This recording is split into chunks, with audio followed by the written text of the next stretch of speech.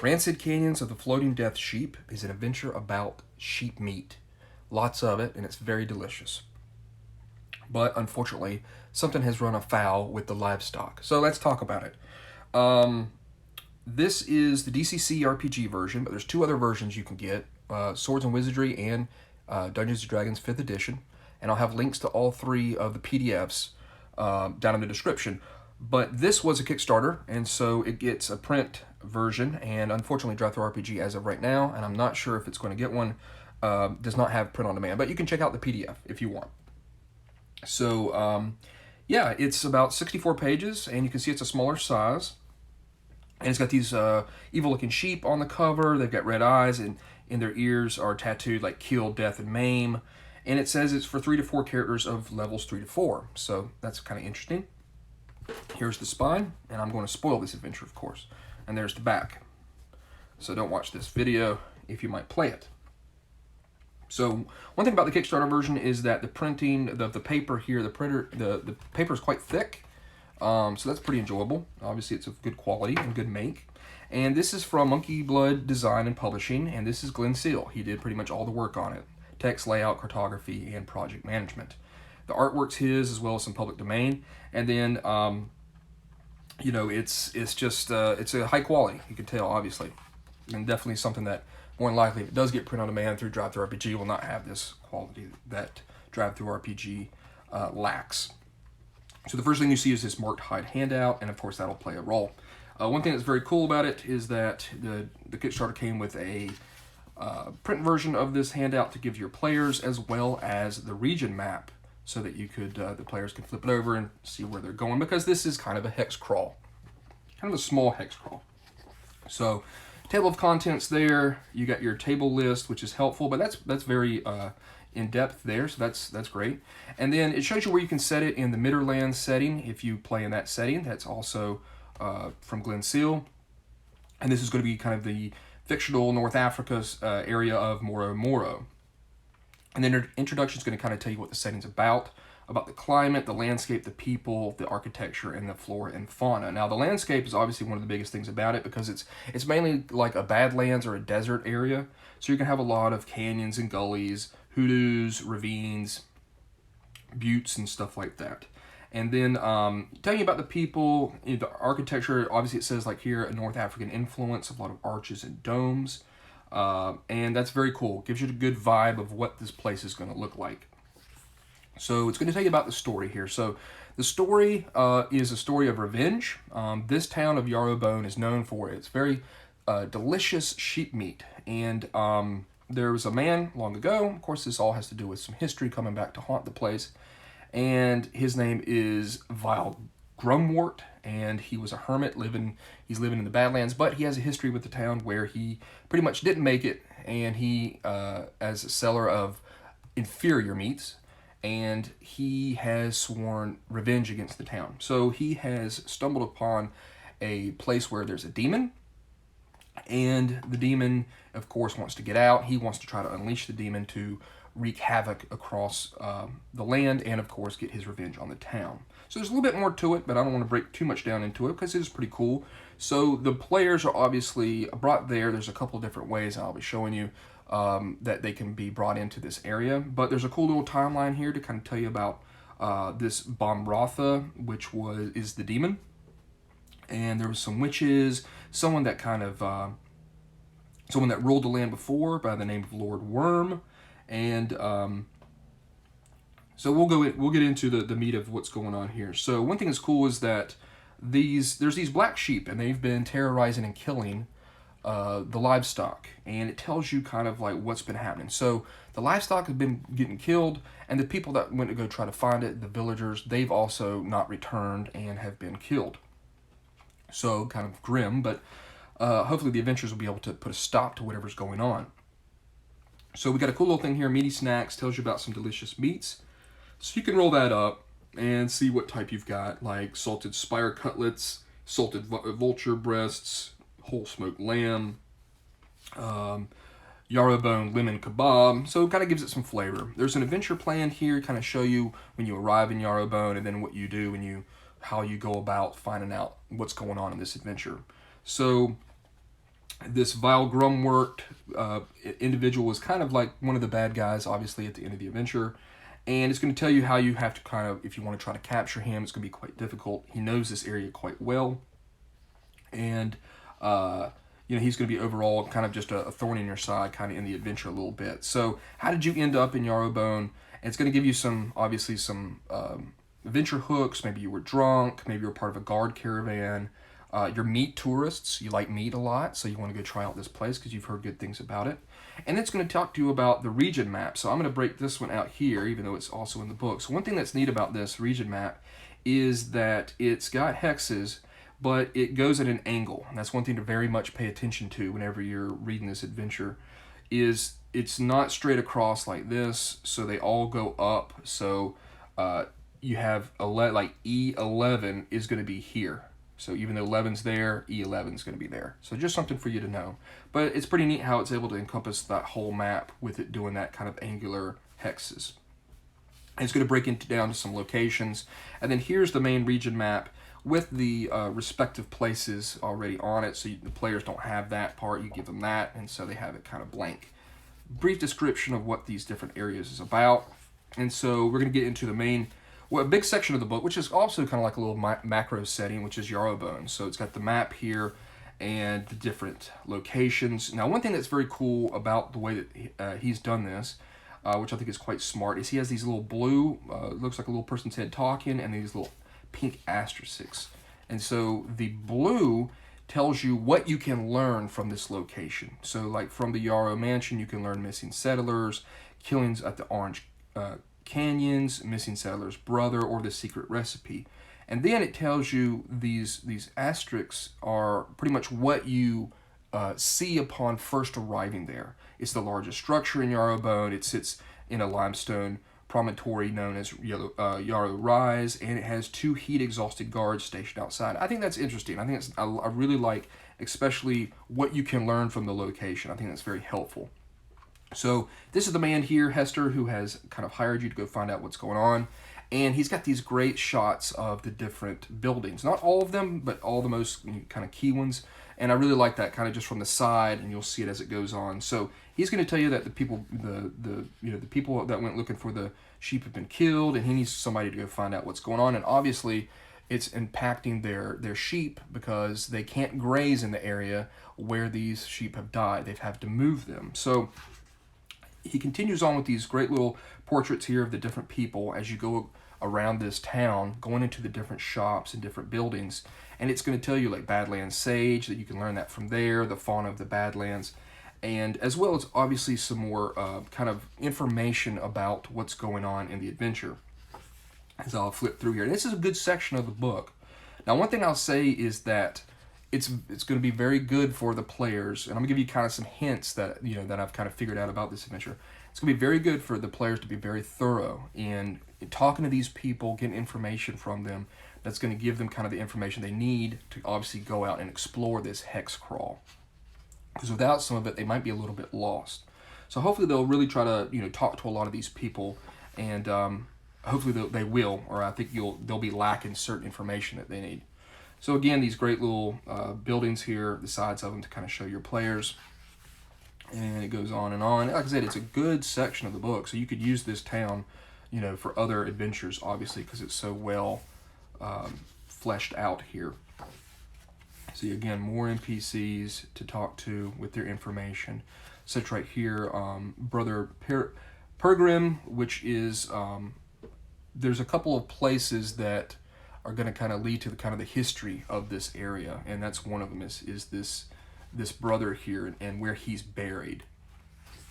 So then we've got traveling in the Badlands. You've got eight different encounters that can happen throughout your travels in these Badlands, as well as some things that might happen where you feel like you're being watched, a tumble of loose stones, a muttering on the wind, and that's going to be that vile Grumwort guy kind of watching you in the distance. So one thing that's important about this is these witch portals. So you've got Bombrotha, which is the demon who vile Grumwort is trying to use against the town, try to unleash him. And the way to get to where he is, which is the Black Cairn, is you have to use these witch portals. And it's going to be, as you can see here, this is a good example of it here, is this boot or butte, I should say, kind of a funny word, but it's got these different entrances into it, these different holes that cut through it into butte. And that's going to be pretty much a puzzle for the players to find out how to open up this portal to the Black Cairn. And so that's going to be something that, I'll be showing you here in this page. This is the instructions for doing it. It might be a little bit complicated to get your mind around it, but I would tell you to really read this section on activating the witch portals. Understand, look at this little picture here. Read all you can. There's really two things that are a bit, I would say, in depth at understanding, and that you should probably focus on. Definitely opening up the witch portals and how that works. It involves two people walking and going in and out of the butte's entrances, like the little passageways. And so hopefully with these instructions and some of the people they've talked to, the handout that they'll understand how this works. And what's happened is, since you've had to have two people, Vile has trained one of his sheep in order to do this passage, the other passage that he can get into the Black Cairn. So here it is here. So there's not a whole bunch of places kind of statted out, but obviously ones that are important or really kind of unique in the area. So the Black Cairn is going to be the next thing.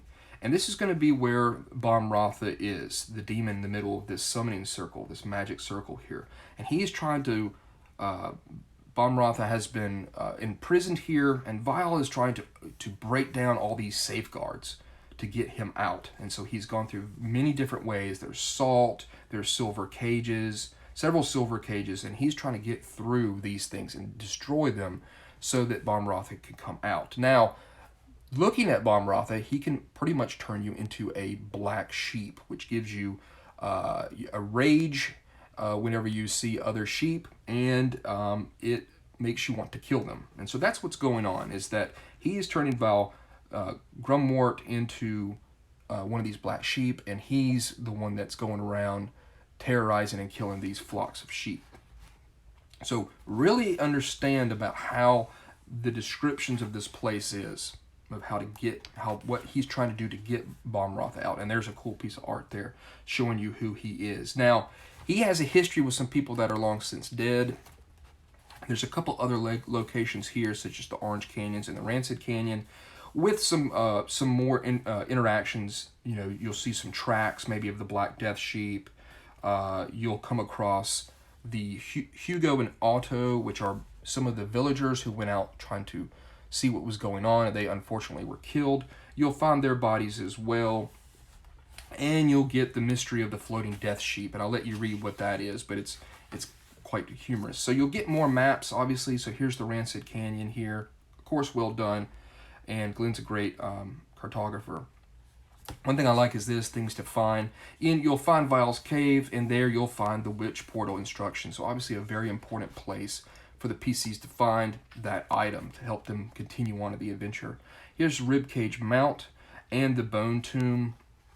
More places. So some of these really don't have a whole bunch of interaction with what's going on in the story, but still they help flesh out this location, which is obviously very helpful. The Bone Tomb is going to have Brother Pergrim's hammer. He's pretty much been turned into a ghoul since he's in prison. He's down there in his sarcophagus.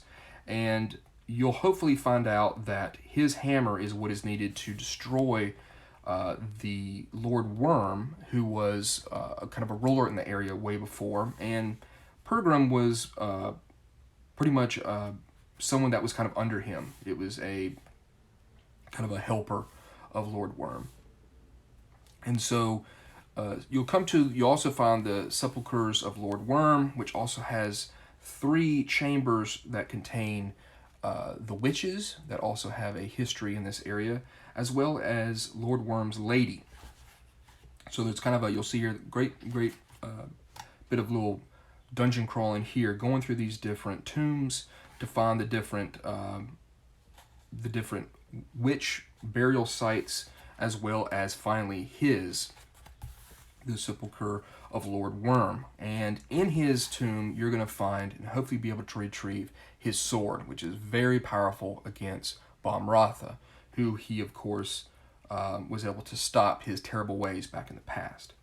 So here's the NPC in Bestiary, and it's got Vile Grumwort, all his information there. Definitely read over this, all about him, all about Lord Worm's spirit, who is of course going to try to help you because he wants to stop Vile Grumwort from bringing back forth Bomratha. So very good information here that you need to really read these NPC blocks, and of course about Bomratha himself, and it shows here his create Black Death Sheep eye contact gaze he can do to turn people into one of these terrible Black Death Sheep. It's only for a certain amount of time. And then you're going to have the actual Black Death Sheep, and you can see it's a black sheep, and it's got red eyes, but it's got these arms that sprout out of its chest with these big talons for splitting open the bellies of other sheep. So it's cool, it's got that information. You've got a carcass worm, the Badland Vulture, kind of normal, nasty things. And this hand here, which is going to try to throttle you, pretty much like an undead hand that's going to try to throttle you in some of the tombs. You've got the magic stuff, Lord Worm's Silver Sword, which you need to help destroy Bomratha. Brother Pergrim's Maul, which helps you open up the sarcophagus of Lord and Lady Worm. Pergrim's Helm, which is very helpful. And then this appendices right here, it's got whenever you confront Bomratha, exactly kind of what's going on, the different type of defenses that are being broken down, and then what's going to happen round by round between Vile and Bomratha, what they're going to do once the players enter the Black Cairn, once they've figured out the witch portals and have entered into the Black Cairn. And then again, more about his capabilities. And then some cool tables, things to find in the Badlands. You can roll those up with a D30, a human skeleton wedge down a crevasse or a crevasse, if you wish. A natural spring running from within a large crack in the rocks. Remains of a bandit camp. Some NPC names if you want to generate those. And then additional hooks for adventure in this area. Pretty cool. It shows you about the different locations. So what NPC might need something. So like Odo here wants some decent wood stock. Will pay for any good lumber found. So that's kind of neat to kind of help, maybe if you want to add in a little bit more length to the adventure, is to give them some of these little adventure hooks.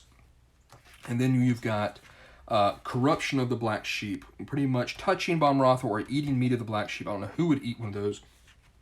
It's going to make your character change, such as get black short fur covers their body, but they're always warm. Maybe their teeth become sharp and they can now make a bite attack. Their legs become reverse jointed and they have a move of 20. So very cool that, of course, but strange that you would eat that. But I like this, head becomes that of a goat. So not bad if you want to have a goat head. So the main things to know about this adventure are, you've got to grasp the witch portals and how they work. Hopefully the players will understand by using the instructions how you've got to traverse those different passageways to open up the witch portals. Of course, before that, they're going to need to be in the town and get a lot of the information that's pertinent to this land and this adventure.